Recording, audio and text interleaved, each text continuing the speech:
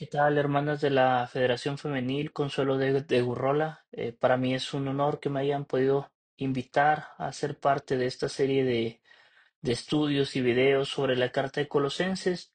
En este momento, pues yo les estaré presentando un contexto histórico de la Carta a los Colosenses para que ustedes puedan seguir ahí con sus estudios y con una serie de, creo yo, más videos y más contenido referente a esta carta.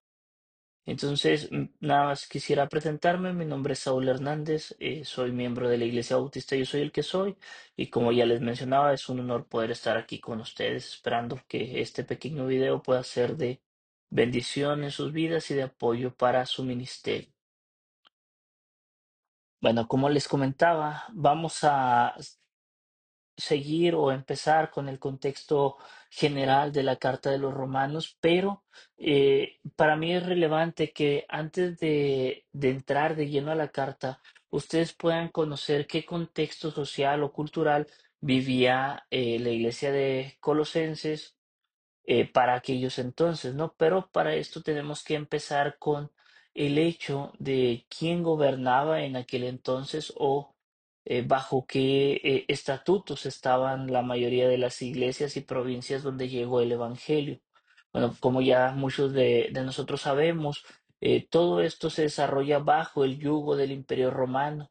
Como pueden ver ahí en el mapa que se presenta en la pantalla, ustedes van a poder observar por los colores y en relación a las fechas que aparecen en el recuadro inferior izquierdo, cómo el Imperio Romano fue creciendo y cómo fue eh, extendiéndose dentro de lo que sería Europa, el norte de África, la parte poniente de Asia. Entonces, algo que a nosotros nos ocupa o que pudiera ser más relevante para nosotros son las conquistas dadas del 60 antes de Cristo hasta el 117 después de Cristo. ¿Esto por qué? Bueno, tenemos algunos detalles relevantes para ver. Primeramente, entender que en el año 60 antes de Cristo, más o menos, no es precisamente esa la fecha, pero durante esta época es cuando la provincia de Jerusalén o bien Judea cae bajo el yugo del Imperio Romano. ¿Qué quiere decir esto? Bueno, que pasa a ser una de las provincias romanas y se ajusta a las leyes y a los decretos que los romanos iban imponiendo en sus provincias.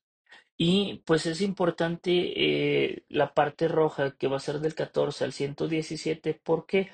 Porque sobre todo a los años de los 100 en adelante vamos a ver que con el emperador Trajano el imperio romano logra su máxima extensión llegando hasta la parte de Mesopotamia o bajando hasta Mesopotamia que del lado de Asia, y pues es relevante la extensión que Trajano logra para el imperio romano.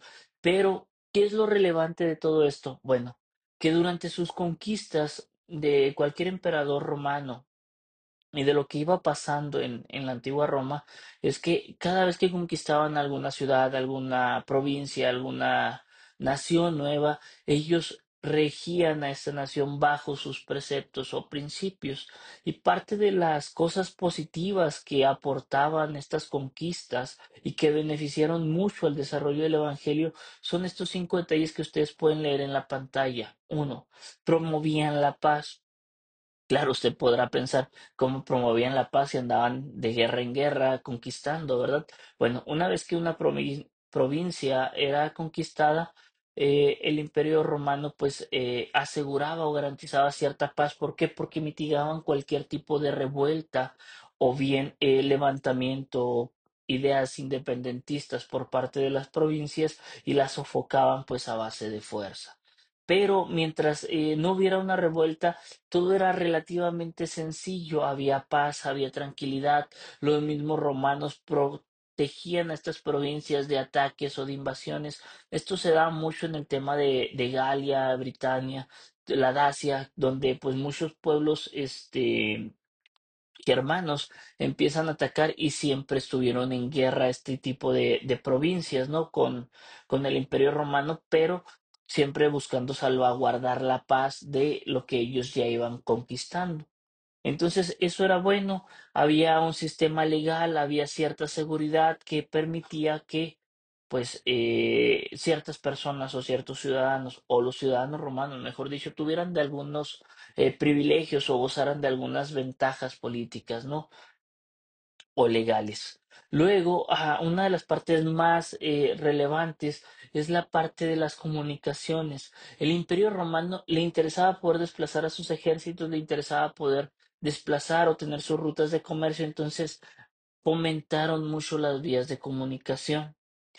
¿Dónde vamos a ver reflejado todo esto? Sobre todo lo vamos a ver en los viajes de Pablo, ese libre tránsito que tenían de estar en una ciudad y brincar a otra ciudad y todo esto siguiendo los caminos romanos que eran o fueron puestos, pues, uno, en beneficio a las conquistas de los romanos, al tránsito del comercio y lo que ustedes gusten y quieran, pero al final del día, todos estos detalles favorecieron para qué, para que el cristianismo, para lo que inicia en Jerusalén, se fuera distribuyendo y fuera creciendo de manera exponencial en los primeros años de vida del cristianismo, que estamos hablando del 33 después de Cristo a el 100. Si lo queremos ver de una manera o acotarlo en algunos años, tenemos un crecimiento exponencial del cristianismo para estas fechas, ¿no? Entonces, me gustaría mostrarles ahora otro mapa, y en este mapa me gustaría que centráramos nuestro punto de estudio. Ahora sí, ver dónde está ubicada la ciudad de Colosas. Si ustedes pueden ubicarse, bueno, ahí las líneas que ustedes pueden ver en el mapa reflejan el primero, segundo y el tercer viaje misionero de Pablo y el camino de Pablo a Roma. Entonces, si ustedes se pueden ver la línea naranja, la puntea sería la última, pero las otras van a corresponder a los otros viajes de Pablo como misioneros. Entonces, si ustedes pueden ver ahí en su pantalla, y aquí ahorita les estoy poniendo el cursor, pueden ver ubicada la ciudad de Colosas, digamos, está en un punto estratégico, está en un punto central y que puede abrir paso al comercio o, bueno, N cantidad de cosas que pudieran de pasar por esta ciudad, pero me gustaría nada más hacerles un pequeño, si no son, que ustedes pudieran reconocer la ubicación de la iglesia de Colosas, la cercanía que tenía la iglesia de Éfeso y otro resto de iglesias que nos van a mencionar en el Nuevo Testamento, sobre todo en los relatos que hace Lucas en Hechos. Específicamente, no podemos mencionar cuándo inicia el tema o la iglesia de Colosas. Podemos hacer alusión a un texto encontrado en Hechos 19:10 que dice: así continuó por espacio de 2 años, de manera que todos los que habitaban en Asia, judíos y griegos, oyeron la palabra del Señor Jesús. Es un detalle que Lucas resalta de la obra que hace Pablo en esos 2 años que se encuentra en Éfeso, en esta parte, y cómo la parte de Asia se vio beneficiada por el Evangelio a través de la predicación de Pablo. Nosotros por ahí en algunos detalles vamos a poder ver que se cree que el fundador de la iglesia de Colosas es Epafras. Ahí sí, Epafras, no digo mal el nombre de la persona que a la cual, más bien, el cual visita a Pablo en la prisión y pues le cuenta ahí del crecimiento, del desarrollo de la iglesia, y a la vez se cree que Pablo nunca visitó Colosas, pero sí les escribe una carta buscando un apoyo. ¿Para qué? Pues para esta iglesia o esta comunidad de creyentes. Esto se da sobre todo en el tercer viaje misionero que Pablo realiza, que lo vamos a ver de Hechos 18 a Hechos 21. Entonces, básicamente estamos en el tercer viaje misionero de Pablo cuando la iglesia de Colosenses empieza a crecer y después o posteriormente Pablo le escribe a la iglesia para que pues tengan algún refrigerio espiritual y sobre todo los temas que va a tratar la carta a los colosenses que son de relevancia para el desarrollo del cristianismo y sobre todo el tema de la teología o centrarnos en la cristología. Ahora, me gustaría que pudiéramos ver de manera breve esta pequeña tabla o esta línea del tiempo. ¿Por qué es relevante? Bueno, primeramente para que nosotros podamos Así como veíamos ahorita el mapa del Imperio Romano, en este caso nosotros podamos ver cómo se fue desarrollando en una forma lineal algunos detalles para la iglesia cristiana. Bueno, primeramente podemos empezar con el tema del ministerio de Cristo en esta parte de entre el 25 y 30 después de Cristo, empieza el tema de la predicación por parte de Cristo de una manera activa. Y aquí en la parte de abajo quisiera que ustedes pudieran ir notando qué emperadores fueron los que estuvieron desarrollándose durante este tiempo. Por eso la importancia de ver a Roma en su totalidad. ¿Por qué? Porque estos emperadores jugaron, o no jugaron, ¿verdad? Vivieron durante el desarrollo del Evangelio.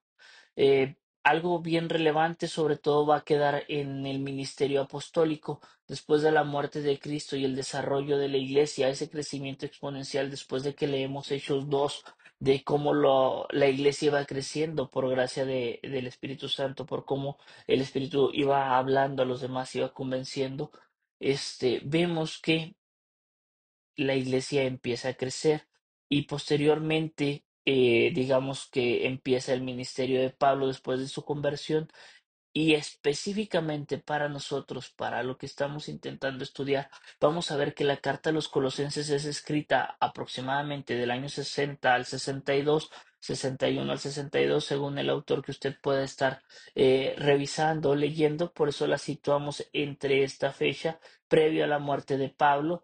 Y recuerden que Pablo es encarcelado bajo el mandato sí, el mandato de Nerón y previo a lo que va a ser la revuelta de los judíos en el año 70 al caer el templo. La iglesia, perdón, la carta a los colosenses está escrita previa a la guerrilla judía, antes de que el cristianismo se convirtiera en una secta, por así llamarla, o algo que la parte de los romanos ya no aceptaban. Los romanos al momento de llegar y conquistar a alguna provincia respetaban sus tradiciones en el tema religioso, si bien ellos llevaban y tenían su propio sistema religioso, permitían que se siguiera desarrollando y que, como lo podemos ver en esta parte de esta tabla, que tuvieran las provincias gobernantes locales que reportaran a los romanos, pero en este caso para el tema de Jerusalén, pues vemos que existieron algunos procuradores bajo, eh, pues sí, por orden del Imperio Romano para mantener cierta paz, salvo a lo que les comentaba ahorita en el tema del año 65, entre el 65 y el 70, que se da la revuelta de los judíos. Pero regresándonos un poquito y viendo los generales, vamos a encontrar que el encarcelamiento de Pablo se da bajo el gobierno de Nerón. Los viajes de Pablo igual están bajo este gobierno. Para este entonces los cristianos aún no son tan perseguidos. La primera persecución empieza básicamente cuando se da la revuelta judía y cuando el Imperio Romano destruye el templo y posterior a esto con Vespasiano sobre todo con Domiciano vamos a tener mayor persecución para los cristianos porque ya no son vistos como parte de la religión judía, sino como una religión fuera de la oficial y pues tienen ahí algún tipo de persecución, ¿no? Entonces, ¿qué vamos a encontrar en esa pequeña línea del tiempo? La ubicación del cuándo comienza o cuándo se escribe, perdón, la carta a los colosenses. Ahora, ¿por qué se escribe la carta a los colosenses o qué retos tenía la iglesia de Colosas? Principalmente quisiera comentarles o contarles tres de ellos que pudieran ser muy relevantes para el desarrollo del cristianismo en Colosas. Primeramente empezamos con la influencia helenística, con con todos estos vestigios de la religión griega, todo lo que la religión de los romanos más que religión, sistema de pensamiento filosófico y todo esto que tenían los griegos, y ahora sí la religión o el sincretismo que hacen los romanos sobre ellos, pero sobre todo la cultura que resalta o impone, que genera problemas para la iglesia de Colosas, es el estoicismo y el neoplatonismo. ¿Qué son estas corrientes? Bueno. Si bien podemos encontrar ciertas referencias o similitudes entre el estoicismo y el cristianismo, pues nos alejan en el tema de la visión de Dios o ver bien eh, las bases que vamos a tener. Tenemos principios generales como creer en un Dios. Los estoicos creían que existía alguien o se regían por un principio universal donde decían que había alguien que gobernaba todo el cosmos. Bien buscaban algún autocontrol, alguna... ¿cómo se podría decir? Una búsqueda de la verdad, pero ese yo creo que viene siendo uno de los grandes diferencias que vamos a tener. Esa búsqueda de la verdad para los estoicos es constante, para los creyentes o los cristianos, pues la verdad estaba en Cristo. Pero bueno, es parte de lo que estaba en la cultura. Tenemos también el neoplatonismo que empieza a ser también un tema místico o sincretizar algunas de los preceptos o mejor dicho, ideas que se vivían por parte de la influencia asiática en esta zona. Entonces, el neoplatonismo pues empieza a ver todos los detalles metafísicos en referencia al ser o al uno, a la emanación de la realidad, a la ascensión del alma, haciendo mucha similitud quizás a algunos detalles como los que pues se podrían ver con el budismo o alguna de estas religiones. Quizás no hablamos de un paralelismo entre el budismo y el neoplatonismo, pero sí algunas similitudes que se puedan dar. También teníamos una presencia importante de judíos y estos pues resaltaban la práctica de la ley, ¿verdad? La buscaban y recuerden que también parte de los detalles que se tienen en el primer concilio, por ahí en Hechos, si no me equivoco, debe ser 14-15, donde pues hay que ver qué va a pasar con los creyentes, ¿no? Si van a aceptar un creyente, un cristiano, vaya, va a aceptar la tradición judía tal cual, o qué va a pasar. Los judíos, pues obviamente, en esta parte, hablando de los judíos, excluyendo a los creyentes, pues promovían las tradiciones judías y toda la tradición de la ley mosaica. ¿Qué pasaba con esto? Bueno, pues para la iglesia de Colosas o los creyentes en Colosas, tanto la influencia del tema helenístico y luego ver la influencia de los judíos, pues generaba algunas confusiones para o con respecto a lo que se les estaba enseñando del Evangelio. Y si le sumamos el misticismo que empiezan a traer otras corrientes religiosas ahí, donde empezamos a tener otro tipo de creencias, otro tipo de religiones, se empieza a generar por algunas personas un sincretismo. ¿Qué es un sincretismo? Bueno, empezar a creer o a empalmar ciertas creencias y ideologías religiosas o teologías y generar una nueva, ¿no? O adoptar unas en otras. Entonces, parte de las advertencias que realiza Pablo para la iglesia, pues son en relación a esto, intentar frenar estos detalles que puedan ser contraproducentes para el desarrollo de los creyentes. Y ya por último, vamos a ver el propósito para la iglesia de Colosas. Bueno, primeramente, o el propósito que vamos a encontrar en la carta a los colosenses va a ser la supremacía de Cristo, esto haciéndolo o dándole a conocer esa autoridad o ese derecho que tiene sobre toda la creación. Y esto haciendo mucho hincapié a las corrientes que se venían manejando para esta zona o esta época también. Y demostrar que Cristo era Dios mismo, pues era relevante lo que ya habíamos mencionado, el rechazo a estos temas legalistas por parte de los judíos y todos esa adopción de, digamos, cultura y religión de los judíos hacia los creyentes cristianos o los nuevos creyentes cristianos, pues era uno de los detalles poder frenar esto para que, pues para que lo realmente importante fuera el tema espiritual o la relación que se iba a venir haciendo entre el creyente y Cristo. Lo que también vemos que tiene como propósito la carta es la vida cristiana basada en la gracia, basada en, pues, en la salvación por medio de Cristo únicamente, ¿no? Y esa nueva identidad que el mismo Señor nos va a dar. Como les comentaba, algo fuerte que tiene esta carta va a ser su desarrollo cristológico, donde vamos a ver a Jesús como parte del mismo Dios de una manera indivisible. Recuerden que bueno, se van dando varios problemas o herejías dentro de la iglesia desde el primer siglo, entre los docetas, los gnósticos y algunas otras corrientes que empiezan a cuestionar quién es Cristo y después vamos a llegar, pero les estoy hablando hasta el 300 y cacho, 325 en el primer concilio, con el tema del arrianismo y la divinidad de Dios o la no divinidad de Cristo, perdón. Vemos también que vemos a Cristo como el creador y sustentador del universo, como la cabeza de la iglesia y como el único camino para poder obtener una reconciliación para con Dios. Si ustedes pueden ver, el propósito de la iglesia de Colosas tiene un propósito eh, teológico, tiene un propósito que les ayuda o da refrigerio a los creyentes para poder tener en claro, perdón, las ideas principales con respecto a quién es Cristo.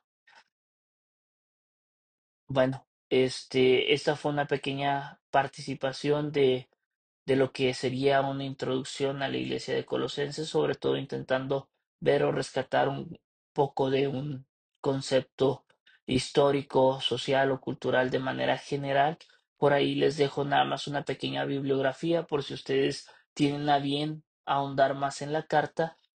Son los libros que yo puedo usar de referencia y algunas páginas donde pude perdón, tomar algunos de los mapas que les pude presentar, esperando que sea de bendición y que ayude al ministerio que ustedes como Unión Femenil a manera general aquí en Juárez tienen, pues les deseo muchas bendiciones.